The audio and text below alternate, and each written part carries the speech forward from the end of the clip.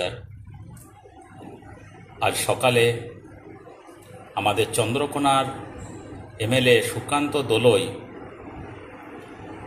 আজকে দেখা করবেন আমাদের রেলমন্ত্রী অশ্বিনী বৈষ্ণব এবং মুখ্যমন্ত্রী শুভেন্দু অধিকারীর সঙ্গে।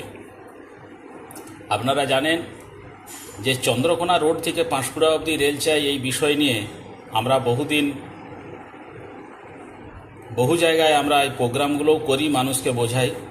কিন্তু আজ আমরা এমন এক ব্যক্তিকে পেয়েছি, আমি গেছিলাম 1 মাসের মতো হবে, তার মধ্যেই আমরা সাক্ষাৎ করেছিলাম আমাদের চন্দ্রকোনার এমএলএ সুকান্ত দোলের সাথে। ওনাকে আমরা স্মারকলিপিও হাতে তুলে দিয়েছিলাম।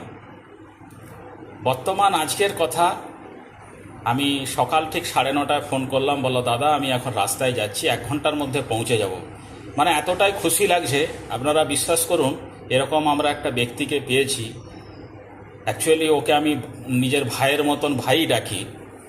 তো আজকে এতটাই আমি খুশি, সেই কারণ নিয়ে আমি মাত্র 15 দিন হবে আমি কটকে এসে পৌঁছেছি। পুনর্বার আমি আগামীকাল রবিবার, নেক্সট রবিবার, মানে ওটা মনে হয় খুব সময় 14 তারিখ পড়ছে জুন মাসে, আমি পৌঁছাবো এখানে আবার আমার জন্মমাটিতে। প্রথম আমাদের বৃক্ষরোপণ, যেটি কালকাপুর নেতাজি মেলা হয়, তার চারিপাশে ছাতিম গাছ লাগানো হবে। সঙ্গে আমাদের থাকছে জলছত্রটা আমাদের থাকবে, ওটা দইয়ের একটা শরবত দেওয়া হবে। সঙ্গে আমরা আরেকটা চিন্তাধারা নিয়েছি, চক্ষু পরীক্ষা। সেটা আমরা আলোচনার মাধ্যমেই চলছি এখন। 2-4 জনকে বলা আছে। তো আমারও এক ভাইপো, সেও বলেছে কাকু আমি এই বিষয়টা দেখছি। ওর ক্ষীরপায়ে চশমার দোকান একটি আছে, ওইখানে ডাক্তাররা বসা উঠা করেন, ডাক্তারবাবুরা এসে। তো সেই কারণ নিয়েই আমরা একটা আশাবাদী যে আমরা চক্ষু পরীক্ষাটাও ওখানে করাতে পারবো। তো সেইটা এখনও পর্যন্ত আমাদের ফাইনাল নয়, কিন্তু ফাইনাল এই দুটো, আমাদের জলছত্র সঙ্গে বৃক্ষরোপণ।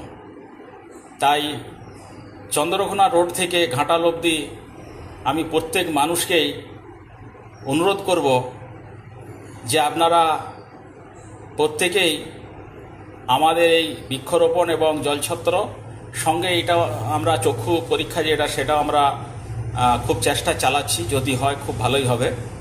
এই 3টি প্রোগ্রাম করতে আমরা এগিয়ে আসব এবং আমাদের সঙ্গে আমাদের এমএলএ মহাশয় সুকান্ত দোলই, ওকেও আমি অনুরোধ করব এখানে থাকার জন্য এই প্রোগ্রামে। তাই প্রত্যেক মানুষকে আমার বিনীত অনুরোধ, আপনারা আগামী দিন এই রেল চাই দাবি নিয়ে চন্দ্রকোনা রোড থেকে পাঁশকুড়া অবধি, অ্যাকচুয়ালি পাঁশকুড়া থেকে ঘাটাল হয়ে ইড়পালা হয়ে আরামবাগ এই লাইনটা পাস হয়ে গেছে, কিন্তু আমাদের ঘাটাল থেকে যে চন্দ্রকোনা রোড এটা পাস হয়নি। তো আমি সেই জন্যেই এটা নিয়ে আরও খুব চিন্তায় রয়েছি এবং আশাবাদী